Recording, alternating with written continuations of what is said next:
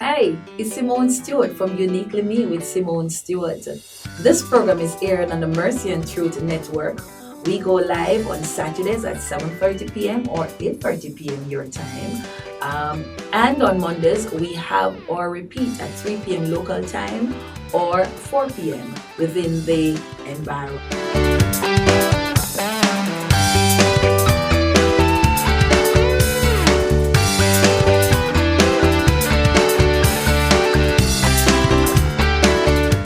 Welcome to another episode of Uniquely Me with Simone Stewart. This program is about women who have gone through trauma and struggles and have triumphed. Of course, it's a program for women, about women, and by a woman, and based on my book, Uniquely Me. So today in studio, I have a unique woman, Kimone Salzano. She flew all the way from Florida just to share her story with us, and I can't wait to hear her story. Girl, welcome. Thank Uniquely you. Me. Thank you. Right. Thank you. All right, so Kim, I want you to share with our audience a little bit about you. Who is Kim? Kim, a very selfless person. Mm-hmm. Very selfless, very kind, very loving, compassionate, just a godly woman. Just somebody that exudes love, and I love peace. Mm-hmm. So Mm-hmm. so I live my truth. That's So what I do. I got all of that when I was talking to you, indeed. But let's talk about the early years in Jamaica because you started out here and then you migrated. But where are you from? Here, where in Jamaica are you I'm from? a country girl. You keep saying that. Where in Jamaica are you I'm from Glengoff, St. Catherine. Okay. So it's way up in the bush. Mm-hmm. So I was actually born at home. So Mm-hmm. I'm really, really a country girl. So, but I lived in Jamaica until I was 17 and I migrated. I actually went to Hobart in high school Mm-hmm. for 3 years. Then I transferred to Holy Child High School. Okay. So I spent another 2 years there. And after that, I went and lived overseas in New York, which I've lived for 16 years. Mm-hmm. And I've been in Florida for 5 years. So I know that in Florida, because I went on your website, wildmangoes.com, Yes. and I noticed that you are a chef. Yes. But I know it's not just any chef. And I noticed you were trained in Italy and all of that. Tell us a little about that. Actually, so I have 3 children, and before even I've only been in culinary school, graduated at maybe 6 years ago. Okay. So this is like, everything is different. My whole life just changed. I have 3 children. I went back to school, Mm-hmm. And decided I wanted to do something, constructive. And I went to school, but I signed up for criminal justice. Oh, I wow. wanted to be a correctional officer. I thought I did, Mm-hmm. but maybe like 2 semesters before I finished my program, I had to go to a class at a different campus. Okay. And when I got to that campus, I saw everybody in their chef outfits. And I was like, oh, I kind of like this. So I went and I inquired about it, and I transferred and I started my program all over again. Oh, wow. So from criminal justice to chef. Yeah, to culinary. To culinary art. Mm-hmm. Yeah, and the reason why is I was very close with my grandfather, who passed away a few years ago. And I remember growing up, I used to be in the kitchen with him. Mm-hmm. And the story was, for Christmas, one Christmas, he bought me a play set. It's like a charcoal pot in the stove. Yeah. And he made me cook for him. Oh.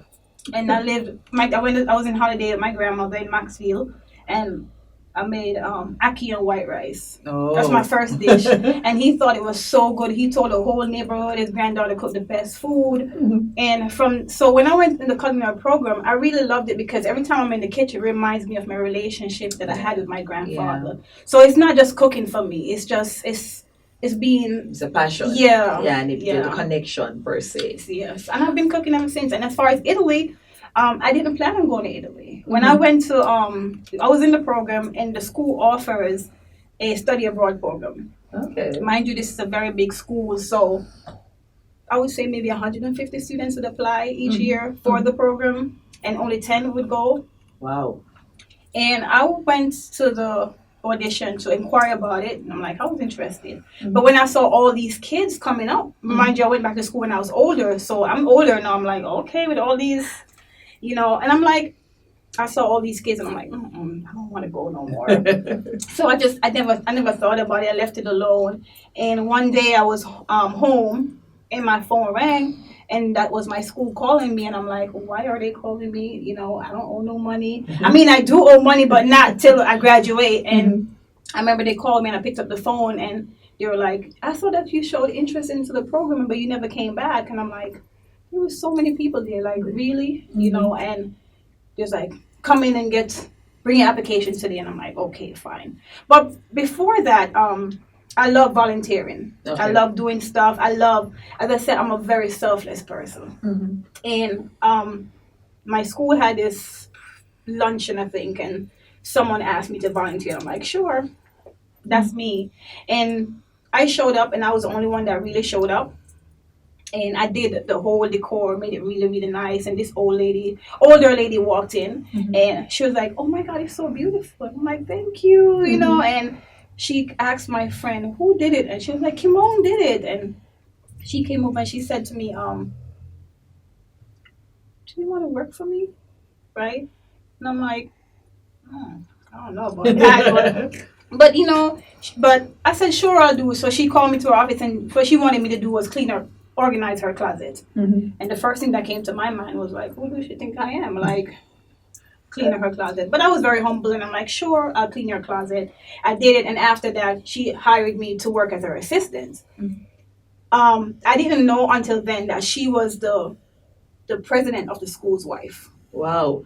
So what I'm getting, you see, I like these humble beginnings, because what we tend not to recognize is that God is setting us up with what we call destiny helpers, and they are basically opening doors for us without us even knowing. Exactly. And so there's this verse that comes to mind that I absolutely love: eyes have not seen, ears have not heard, and it has not yet entered into our hearts what God will do. So while we are on one plane doing something, God is busy doing something else to bring them all together. Exactly. So let's go a bit back. Okay, no Because problem. in our talk, and I'm actually going to be titling this From the Pole to the Pulpit. Okay. So talk with us about this whole pole a bit. How did that? What happened? Something happened in your younger years that caused you to have gravitated to the pole. And I guess you will share with our audience, what are we talking about? Okay, so when I moved from Jamaica to New York, I was illegal. I ran off on my visa, which everybody does. I mean, maybe 100% of everybody Jamaican, I would say, that go, because after high school, I had two options. I was very, very poor. I didn't grow up with nothing, so I had two options. It's either I stay here and get pregnant, because I could not afford college, or I had a visa and just go. Yeah. So when I went to New York not knowing no one. I went to New York at 17 by myself in this whole new country. Are you serious? Yes, I was. And I was determined, because I knew that I had to become the breadwinner for my family. Yeah. My parents was here, my brother was here. So I was there. And I remember when I was in Jamaica, a friend of mine, told me that, being an exotic dancer in New York would make money. Remember, I made really good money, and it was quick money, fast money, call it drugs money, I guess, because it was like always on the go, tax free. So, but when I got pregnant with my daughter, I knew something in my heart changed. It shifted. I knew that this was it, and I stopped. And after I gave birth to my daughter, 3 months later, after she was born, I enrolled in school. Oh, that's how the culinary. Oh, that was how the criminal law came about. Yes, I enrolled in school. Right. So tell us about the encounter with Jesus. So back to Italy. So when they called me and they told me to come in, and so I told you I started working for the lady. So when they called me and told me to bring my application in for the study abroad program, I needed a letter of recommendation. And I was new to the school, really, so I really didn't have a relationship with different professors or stuff like that. So the only person I could ask for a recommendation letter was that lady. So what happened was the head of the department, the dean, that's asking for the recommendation letter, that was his boss. Oh, okay now. So there would be no reason for me not to go if his boss is recommending me. Mm-hmm. So that's how God did everything. I volunteered, I was humble, and I took the job, and that was her giving me the letter of recommendation. Sure. Mm-hmm. And I did a competition, and I placed in the top 10, and I was off to Italy. Mm-hmm. And when I was in Italy, there was one guy that was in our group. It's 10 of us, and for some reason I could not. There's something about him I did not like. It was just he just irritated my soul, and I didn't like him. Mm-hmm. So I remember saying to God, like, okay, so now I see why you want me to go to Italy. Okay, I guess that's the reason. And it was the opposite. It wasn't that wasn't the reason. The reason I felt that I was there was to build a better relationship with him. Yeah. And also my roommate at the time, I didn't know she was going through a lot. So I was, as I said, I was the older one in the group. So I was more like a mother figure to her. So that's one of the reasons. And when I was in Italy, I remember one day I was in a town called Assisi. Mm-hmm. And it's a town that's known for churches. When I was in Italy, I never went to church because they all spoke Italian. I didn't care about learning. I didn't. And the Wi-Fi was really bad. The Wi-Fi was really bad, so I spent more time meditating and praying. So It was so hard for me to connect with home. All I did was really spend time with God. So I'm listening to you, and I'm listening to the different. You remember that game that we would play, Stuck You, when we were growing up, Mm-hmm. or children call it tag your it. Mm-hmm. And I'm noticing that at intervals, God was tagging you. Yeah. And setting you up. But what you probably didn't realize, that God was opening and closing doors. Yes. But each time He opened the door, He was pushing you through, closing that door, and moving you forward. Ladies and gentlemen, if you're just tuning in, it's Uniquely Me with Simone Stewart, and on set is Kimone Yes. Salzano, sharing her story of moving from Jamaica to New York, then to a strip club, and now this woman is now enrolled in law school. From law school, she's onto culinary art in Italy, and in Italy, she met Jesus. Stay tuned. We'll be right back with more. Who am I really? Choices, choices, choices. In pursuit of a career? OMG, I'm a wife. Help! I am a mother. Oh, I'm in church. When do I get to be a woman that God called me to be? Uniquely Me covers the acrobatic endeavors of every woman to balance the responsibilities of being a mother, a wife, a professional, a church leader, a friend, yet still maintain her identity. I too am a mother, a wife, a trained minister of religion, a banker, an entrepreneur trying to balance the many hats that signifies my role. My book will help motivate and empower every woman who is really unique in her own way. Grab your copy today on Amazon, because Uniquely Me is uniquely you. Thank you for tuning in to Uniquely Me with Simone Stewart. Now, Kimone Salzano is here sharing her story. Now, Kimone, in Florida, it's Florida, right? Yes, I'm in Orlando. You have your Wild Mango. Is that the name of the restaurant? Yes, it is. All right. I'm obsessed with mangoes. I eat mangoes every day, and my husband said I have a wild spirit, so that's how we came up with that name, Wild Mangoes. Wild Mangoes. Yes. But I noticed that as I went through your website, there is the matter of the Genesis Kitchen. And I want you to share with us a little bit more about what's that Genesis Kitchen. So, after moving from New York to Florida 5 years ago, which I didn't want, but God instructed me to move to Florida. Again, another door. Yes, but you know what? I was obedient, and I moved to Florida. And when I moved to Florida, I started working for a big corporation, hotel industry, and the pay wasn't as much, but I was appreciative and I was humble. And when I was there, one day I was at work and God told me it was time to resign. Oh, wow. And I was like, no, it's not time to resign yet. But he said it was time to resign, and I felt the urge. And I remember going in the lunchroom and getting my phone and writing my resignation letter and emailing it to my boss, and he was so upset at me. Mm-hmm. And I gave him my 2 weeks notice, and he couldn't understand why. But I trusted God, and I went home, and I was home for a year. And when I was home for a year, 2 weeks later, after I resigned, my husband lost his job. Mm. Yes. Okay, now. And we're new to Florida, 3 kids and no income. But you know what? I trusted God. I knew he was up to something. Yeah. And I was home for a year, and God told me to feed the homeless. Oh. He told me to feed the homeless. So this sounds like an Elijah story where he goes and finds this woman who is out looking for sticks to bake her last cake, eat with her son, and die. And here comes Elisha. I don't remember if it's Elisha or Elijah coming in to say, hey, bake me a cake.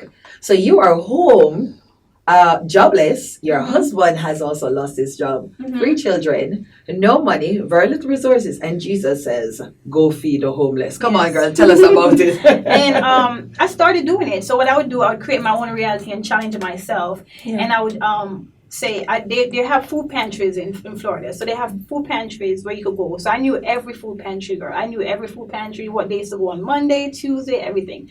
So I would go and get food for my family also, and I would go and get food. And I'll create my own mystery basket. So whatever they will give to me, I'll go and create dishes and go downtown and feed the homeless. And I would challenge myself, say, okay, how much people can I feed with $20? I would challenge myself to feed 100 people with $20. And it would happen. I remember one specific day I was going downtown to feed the homeless, and I had I wanted some dessert, and I had no money left. And I told my husband, stop right here, I'm going to Sam's Club, which is owned by Walmart. And I said, I'm going to go in there, I'm going to get some free stuff. He said, that's not going to work, because they don't really do that, especially because Genesis Kitchen was not incorporated at the time. So I didn't have documents to show that, hey, I'm a nonprofit, and they could have a tax write-off. And I walked in, and I asked for the manager, and he came up, and I introduced myself to him, and I said, I'm going downtown, I'm ready to feed the homeless, I don't have enough money to buy dessert, and this is what I need. And he told the cashier, he's like, go give her whatever she needs. So hold on now. So you're going to go feed the homeless, and you're going to give them a 3-course meal. Yes, definitely. Always 3-course. Oh my God. Oh my God. So moving from Genesis Kitchen, so we now know that in Florida you feed the homeless. Yes. And we know about your business, which again, that started from what? $50? Yes, $50. Yes. When I tell people I started my business with $50, they think I'm crazy. But a friend of mine was going to Africa. After I founded Genesis Kitchen, and why Genesis Kitchen, the name came to me in my sleep. It said Genesis Kitchen, and what was Genesis Kitchen? God said it was the beginning. It was the beginning of more to come. Yeah. So that's how Genesis was formed. And my friend, she was going to Africa on a mission trip. And I remember she posted on Facebook that she needed to take rice. And I only had $20 at the time. And I sent her $20 and told her to buy some rice for me. So my mom had invited me to Jamaica. I was not working, and it was so hectic. And she invited me to Jamaica, but I didn't want to come. And she was like, "No, let's go. I'll pay for everything." And it was one of the best trips I ever had, because I came to Jamaica and I really didn't do much. We just spent time to build a relationship with my mom, and it was just good. And I remember on Facebook I saw her posted. She was in Africa, and the village that she was in, they wanted water because they had to walk so far for water. So she wanted to bring like a pipe into the village where it would be easier for them. And I told her, I said, when I get back to the States, I'll send you some money. But I totally forgot about it. And I went back to the States. And one night I was sleeping in bed, and the Holy Spirit woke me up and said, send her some money. And I checked my account, and I only had $50. And my phone was about to be disconnected. My electric was about to be off, and I went back to bed. But I felt so uneasy. I could not sleep. I started feeling like stuff started itching me and biting me and stuff. And I was like, you know what? I got up and I said, God, you know what? I'm going to trust you. I'm going to be obedient. And I sent that $50. And I didn't know how to tell my husband, hey, I just sent our last $50 to Africa. And I woke up and I told him, and I was so surprised. He was like, okay. And I'm looking at like, are you okay? Like, that's not normal. But, he said okay, and I was fine. And where I used to work, I used to drive home, and this particular restaurant I used to pass all the time. And every time I say I'm going to stop, but I never stop because I'm always so busy. So the next day, I told my husband he was going to take me to reapply for school, because here it is now. I decided I'm going to go back to school because, culinary really doesn't pay much in Florida. So I'm like, I'm going to go do nursing. So he was like, whatever you want to do, I'll support you. And I remember him driving me to the school, and I just started crying in the car, and I'm like, I don't want to be a nurse. I can't be a nurse. I just want to cook. That's all I want to do. And he drove, and he's like, let's go back. And I said to him, if we go this direction, where are we going to end up? And he told me 436. I'm like, okay, let's go this way, because I just took one route home all the time. And I remember I saw the restaurant, and I said, let's stop and get some beef patty. We had some bunch of quarters and stuff, change in the car, and I said, let's get some beef patty before we pick up the kids from school. And I drove up, and the restaurant was closed. It says for rent. And my husband said, call him. And I said, no, I'm not calling these people. First of all, I have no money. That's number one. And number two, you need credit in America. And my credit was really, really bad. And he said, call them. And I'm like, okay, fine, I'll just call. And I remember calling the guy, and he said, sure, you want a seat? And I'm like, I guess. I mean, I have nothing to lose. And the next day I met the guy, and I walked in. When I walked in, so when I was home for a year, God had me do a business plan. I did a business plan. I did my business cards. I wrote a menu. I did T-shirts. I was preparing myself. I like that. I like that, honestly, because so many of us are sitting down and waiting for God to bust open a door literally in front of us. God help who help themselves. And it seems to be your theme is that your eyes have not seen, your ears haven't heard, and it has not yet entered into your heart what God will do. But while you're on one street coming up, God was causing things to come up on the other street so that there would be a collision. Yes. So the long and short, I guess, is that you started your business. Yes, with $50. With $50. But I want us to move now into talking about, because I know we got to wrap up soon, but I want you to tell us now about that mission in Africa. I'm really interested in that. Tell us a little about this Africa mission that you've now embarked on. So after I sowed that seed into Africa, I felt compelled to do something for Ghana, because I mean, if I was obedient to God to send that $50 to Africa, where would I be now? Because I immediately got the restaurant the day after I sowed that seed. It was the following day I got the business, and I've been in business almost 4 years now. Wow, bless God. So with Africa now, my friend, we have the same vision as far as helping people, So I told her, let's join together and let's do it, So she actually moved to Africa. I just came back from Africa. I was there for 10 days, and we were put together, and we have an orphanage there. So now we have a few kids that we adopted. Right. So our goal is to educate them and take care of them, and make sure they get opportunities, that I never really had. Yeah. And also not only Africa Mission, I also have a thing that I do at my shop where I empower young ladies and teach them how to start businesses, because I never had that help. Wow. We also have a few kids that we sponsor here in Jamaica as far as tuition and stuff like that. So, I mean, it's just all about giving. Yes. What more, we spend our life trying to accumulate all this wealth. And to be honest, when you die, you can't take nothing with you. That's so true. I was thinking to myself as I listened to you that earlier on in our interview, you said, you made a lot of money in the Topless bar. And somebody might be listening and saying, so how is that you became broke? But you stated it earlier. I gave away everything. You gave away everything. Yeah. And that was because, again, what I'm finding or what I'm discovering with God is that God wants to create capacity in us.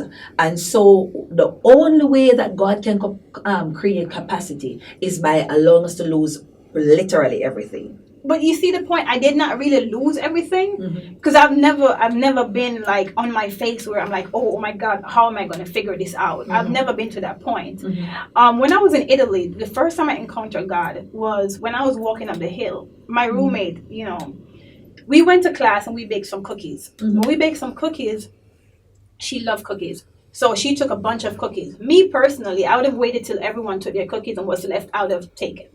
But that's just me. Yeah. And I remember walking up the hill and I heard God whisper in my ears. He says, you need to speak to Shade about being selfless. And I I never knew what that word meant. So I remember going home and trying to Google it and I see what it meant and whatever.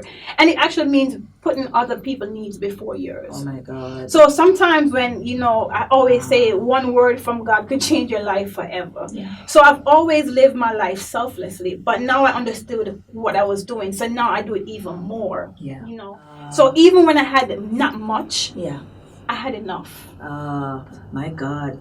Woman of God, I mean, I'm listening to your story. I'm telling you, it happens every time. I just want to, this chair is not enough to hold me, just to listen to the miraculous hand and move of God Yes. in your life and in the lives of the women I've gotten a chance to interview.